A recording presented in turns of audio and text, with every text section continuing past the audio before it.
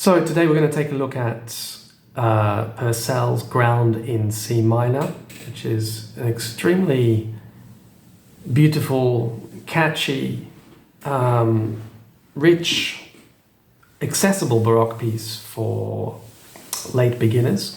I've had a couple of students wanted to learn this in the last couple of months, so I thought it might be useful to record this so that others can take a look at it on the side. There are a number of excellent renditions of this online and CD recordings that I'll put a link to as my recommendations, but not many instructional videos, and I thought we'd begin by looking at the ground itself, which is another word for repeated bass line.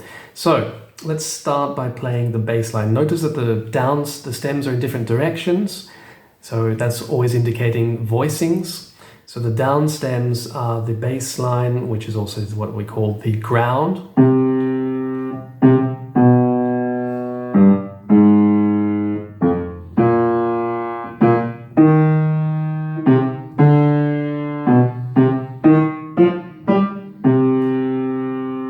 And that repeats throughout the whole piece. The voice that's on top of that we will call the tenor voice. If I put the bass and the tenor voice together, notice what I'm going to do. I'm going to sustain the dotted crotchets for the bass voice as is written. The others I'm going to choose to play, the eighth notes I'm going to choose to play staccato. Why? Because for a baroque sound that's customary to detach, but also to give the impression that the tenor voice is a different instrument.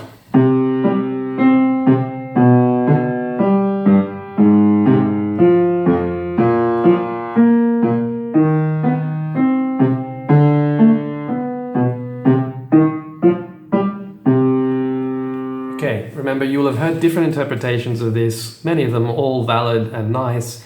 My leaning is not to go for an overly romantic interpretation for this one. So nice, clean, clipped staccato. So one more time, the bass and tenor voices together will be hold, bounce, hold, bounce, hold, bounce, hold, all the way.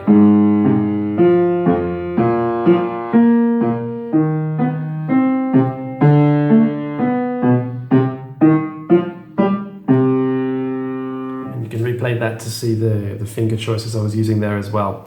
That's how I like to do the bass line. That's my suggestion, though you don't have to do that staccato there. Okay, so take a look. I'm going to show you an extract of the score with the bass notes highlighted in green so that you can see the ground.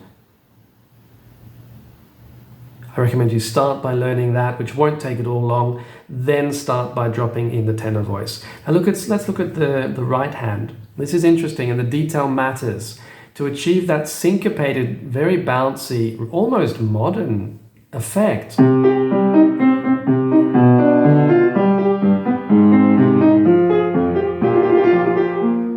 Okay. Pay attention to when Purcell has written a semi-quaver and when it's a quaver. He's being specific about how quick or how detached some notes should be. And the difference between the two really, really makes a difference to the character here. So take a look, I've just highlighted in red the notes I'm talking about, all of the semiquavers. Notice that it's not all the notes. Yeah. So those ones, let's think of them as staccati for now, even though they're not. But then those last three were not semiquavers, those last three were longer. So I'm going to lean into those a little bit more and feel the bottom of the key bed a little bit more. What's the effect of the difference? The difference clearly matters to the composer. In this case, it's not a minor detail, in my opinion.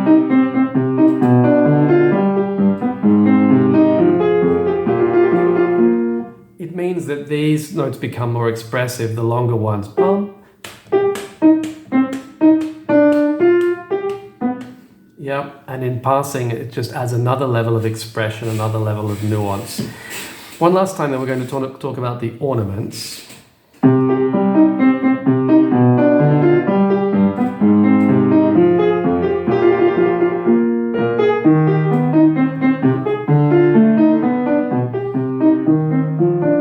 How are you going to do the syncopation? If you've only been learning for a year or two of piano studies before attempting this piece, I recommend you start by counting eighth notes to sort out the mathematics. You might spend a week, 2, even 3 on that if you depending on where you're at. For example, let's count like this so that you can piece it together. 1 and 2 and 3 and 4 and 5 and 6 and 7 and 8 and 1 and 2 and 3 and 4, etc., etc. Just as a learning step to get the syncopations. And notice that most of the time, hands don't come together. In fact, they don't come together, if I'm seeing correctly, until partway through the second bar. I'll stop when they do.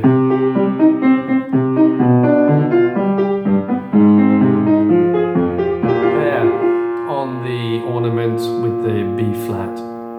Okay, so count eighth notes, subdivided eighth notes, 1 and 2 and 3 and 4 and 5 and 6 and 7 and 8, until you piece it together, is my suggestion. Okay, so what about the ornaments? Well, to begin with, let's start with the basics. Let's make a distinction between when it's an ornament to the note directly below the note written, and when it's an ornament with the note directly above. So on the edition I'm looking at, which is commonly in circulation, you'll see 2 types of squiggly lines. Squiggly lines with a line through the middle, which is a downwards mordent.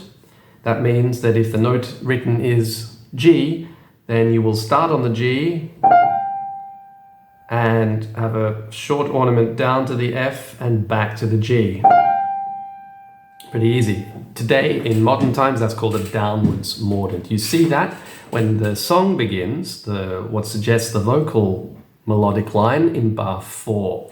So the instrumental section ends here.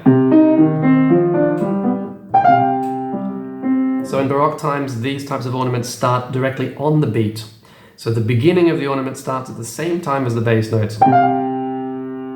The ornament notes should be lighter and quicker than the primary note, which you should land on a little heavier. I tell students it's like with one drop, with one vertical release of weight, you tickle the ornamental notes on the way down, but only really feel the bottom of the key bed for that last note.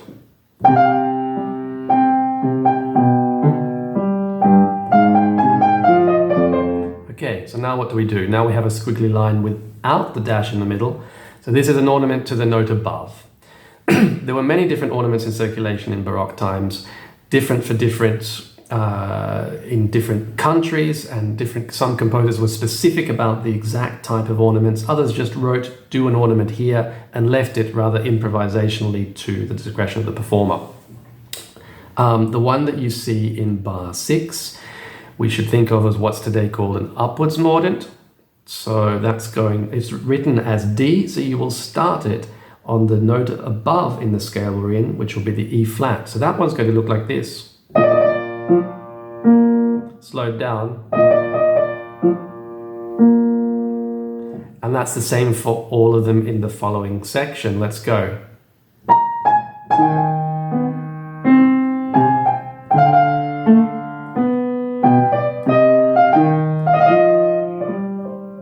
Okay, lovely, beautiful, expressive shape of the melody. The ornaments are part of the expression here. So you want to be doing the ornaments on your strongest fingers, particularly if you're coming to this as a late beginner. So you want to be doing the ornaments on fingers 2 and 3 where possible, and that's almost always possible in this piece. I think there are 1 or 2 exceptions. So one more time, I'll go from the end of bar 5.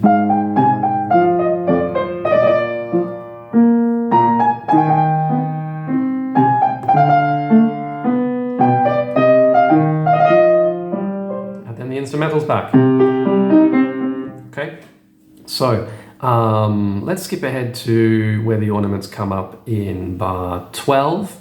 This is when the song comes back, and here it's so lyrical. I really suggest you try and think of these as phrases, even though they're not. What do I mean by that? I mean, the end of each fragment, imagine you're out of air if you were singing it.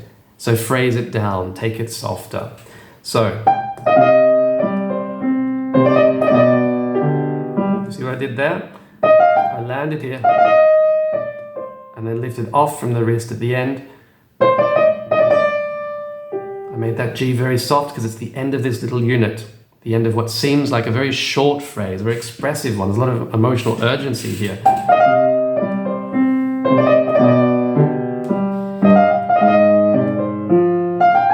So I'm choosing fingers, again, that always let me trill on 2 or 3, except this one at bar 13. Or else I'd have a tricky moment here. So here I'm going to choose 1 and 3 for the ornament. Sorry, not trill. I said trill, I meant ornament. So I can do that. Some I'll need to curl over for good fingering, I think. Curled over to 3 there. I hope you saw that. That's another one where I chose to do the ornament with 1 and 3. That's quite comfortable once you get the hang of it. So 2, 3, 4, 1 and 3, curl over. And the exact articulation here depends on you, so what you're joining and what you're not. Don't be too hung up about that. You want to get us stylistically, you wanted this to be sounding like Baroque and draw out the expressiveness and the beauty of it, I think. Okay, so let's look then when the melody next comes back, which is bar 18, partway through bar 18. Here this is quite tricky because you've got to do an ornament on a very quick note.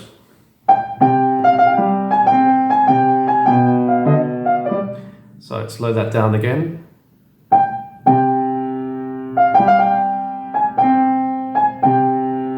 Yeah. Now this section, for this dotted rhythm section, you've got a few options. Some people break it all the way, which is more of a kind of purist Baroque approach, and that's going to sound a bit like this. Sorry. Some people break it all the way. Try that again. So it's going to sound a little bit like this.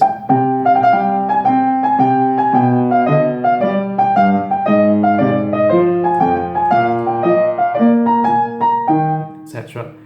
Others join it, but instead break that up as phrases. How would you sing it? Where would you take a break? That often gives us the answer for how to shape things. Let's see, if imagining I'm singing it now.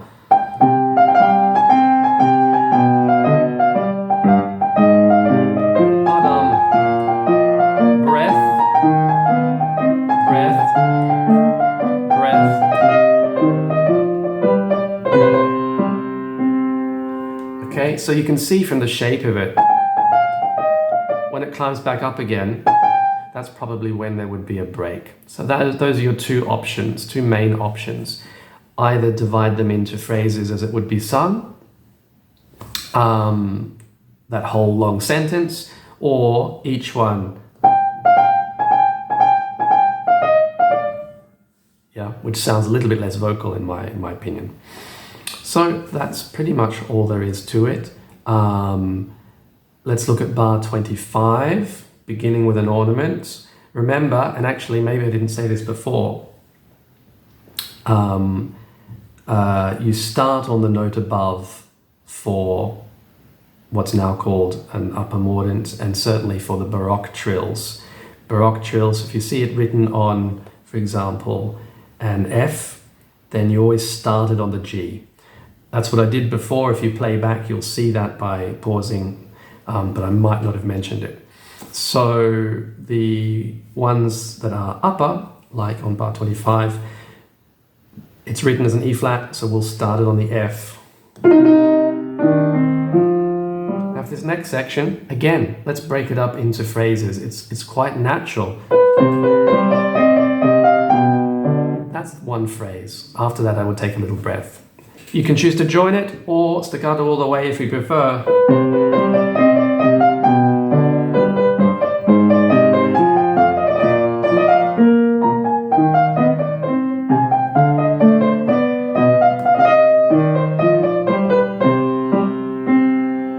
Okay, beautiful. Notice I'm choosing fingers so that when I'm going into an ornament, I'm never repeating the same finger. This is a basic thing from fingering for piano that you probably already know, or maybe not if you've only been learning a year or two or three. So make sure you're never repeating the same finger. So for this section, let's see. So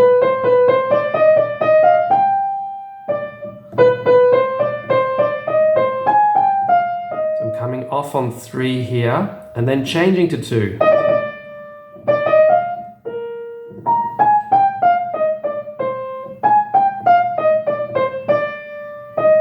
Landing off on 4, I'm going to land on 3, curl. There are many other options that will give a successful result. You don't have to do it that way, but that's probably the best way, or one of the best ways. I think that's all. We can go further in class, we can polish it more, give it more shape, go deeper into the ornaments. If you want some of the longer notes, you could extend into baroque trills. For example, when you land on the F, you could extend that into a baroque trill, starting on the note above. Listen, find the right touch. Think of your hands as little hammers for this. The best performers of this, in my opinion, of baroque music, you'll see their hands become little hammers, vertical. So you want more of the bone for a sharper, clearer sound. If we're playing Chopin Romantic, it's more of a flatter finger. Think of that.